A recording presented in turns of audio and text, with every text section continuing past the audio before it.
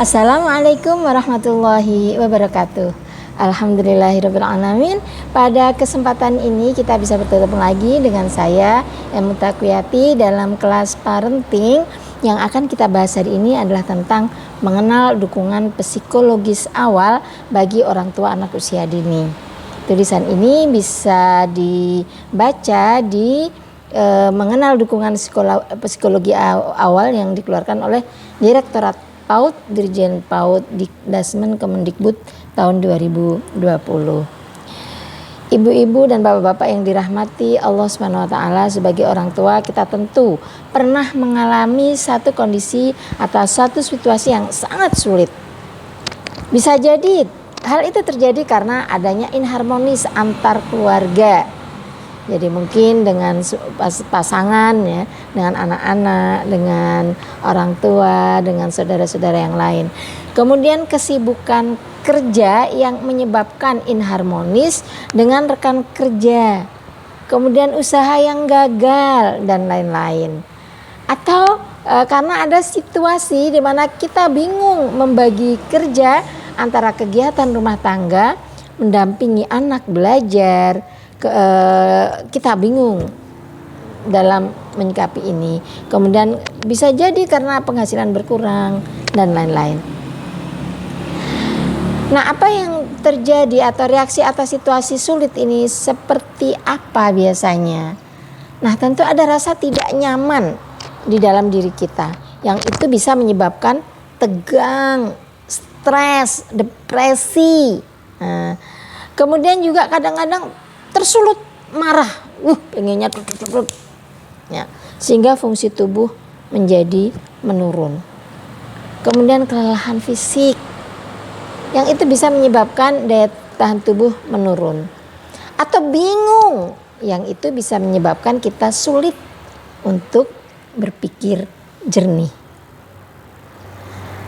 Nah, siapa yang terdampak ayah bunda ketika situasi terjadi seperti ini? Biasanya ini akan dialami oleh keluarga inti. Akan ada satu perubahan perilaku dan suasana hati orang tua. Misalnya cara berinteraksi dengan anak. Dikit-dikit pengennya marah, pengennya keras-keras. Akhirnya anak menjadi tidak nyaman. Kalau anak tidak nyaman, maka tumbuh kembangnya menjadi terhambat. Cara kita berinteraksi dengan anggota keluarga yang lain juga berubah gitu ya.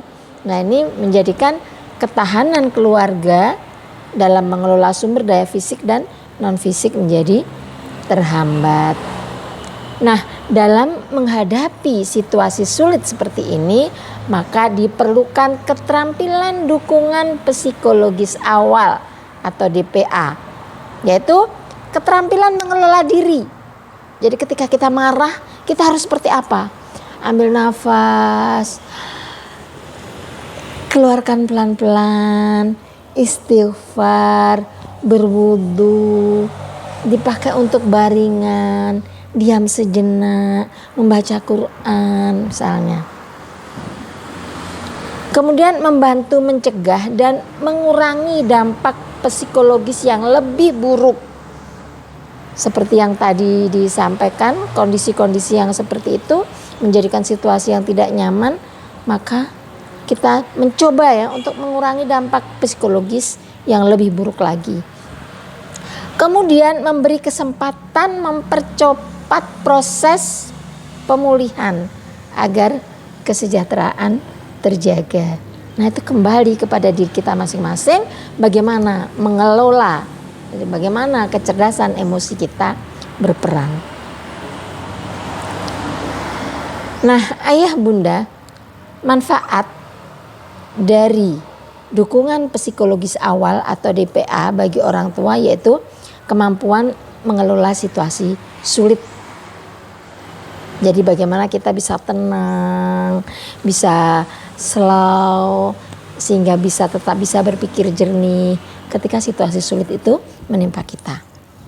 Kemudian mendampingi anak saat kesulitan. Nah, ini kadang memang tidak mudah. Kondisi kita sendiri sulit, harus mendampingi anak kita. Tapi kita sebagai orang tua harus memiliki kekuatan kemudian menjadi bagian solusi keluarga. Jadi bukan malah sebaliknya sumber masalah. Kalau orang tua sudah menjadi sumber masalah, repot. Nah, langkah DPA bagi orang tua yaitu mengenali dan memberi perhatian. Mengenali diri kita sendiri ya, saat situasi sulit, dan memberi perhatian terhadap diri kita sendiri. Kemudian kepada yang lain juga begitu dalam keluarga kita itu. Siapa yang sedang menghadapi situasi sulit? Nah, kita bantu untuk mengenali dan memberikan perhatian. Kemudian mendengarkan. Nah, ini penting. Tidak semua hal harus kita komentari. Tidak semua hal harus langsung kita berikan solusi.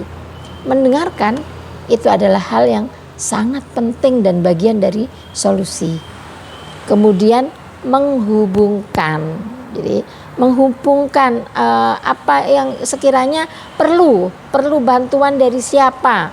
Misalnya perlu bertemu dengan wali kelasnya, perlu dibawa ke psikolog, perlu dibawa ke dokter tumbuh kembang anak misalnya. Nah, ini penting dilakukan. Nah, hal yang perlu kita perhatikan Bunda, cobalah kita untuk menjawab pertanyaan-pertanyaan yang nanti saya kirim di slide ya. Nah, itu coba dijawab secara jelas dan jujur ya terkait pertanyaan-pertanyaan itu. Nah, nanti apabila apa yang ayah bunda rasakan dalam waktu 30 hari ini, jawab dengan jujur. Jika sesuai kalimat yang ada, maka beri nilai 1. Jika tidak sesuai, beri nilai 0. Jika ayah bunda mengalami 6 dari 20 gejala yang saya sampaikan di slide ya, maka itu tandanya sudah membutuhkan dukungan orang lain. Mungkin orang tua atau orang yang kita percaya, orang yang kita lebih yakin untuk bisa membantu solusi, atau profesional untuk mengatasinya, misalnya ke psikolog ya. Jadi jangan merasa gimana ya kalau kita pergi ke psikolog, itu nggak apa-apa, itu bagian dari solusi yang perlu kita lakukan. Nah, salah satu contoh di sini misalnya pertanyaannya, apakah Anda sering menderita sakit kepala? Kalau jawaban sesuai dengan kondisi kita, kasih nilai 1. Kalau tidak sesuai, maka kasih nilai 0. Apakah Anda tidak nafsu makan? Apakah Anda sulit tidur? Apakah Anda mudah takut? Apakah Anda merasa tegang, cemas, dan khawatir, dan seterusnya ya. Di sini ada 20 pertanyaan, silahkan dijawab dengan jujur. Nah, kalau kita merasakan bahwa kita baik-baik saja, alhamdulillah, tingkatkan keterampilan kita dalam mengelola diri, karena ini akan berdampak kepada anak-anak kita. Kalau misalnya memang kita butuh orang lain, maka silahkan untuk curhat, mencari solusi, bahkan kalau perlu datangi psikolog untuk membantu menyelesaikan permasalahan-permasalahan kita. Itu dulu dari saya ya ayah bunda. Kita akan lanjutkan ke kelas parenting berikutnya dengan materi yang selanjutnya tentunya ya, dengan materi yang berbeda. Demikian, mohon maaf bila ada salah dan kurangnya. Assalamualaikum warahmatullahi wabarakatuh.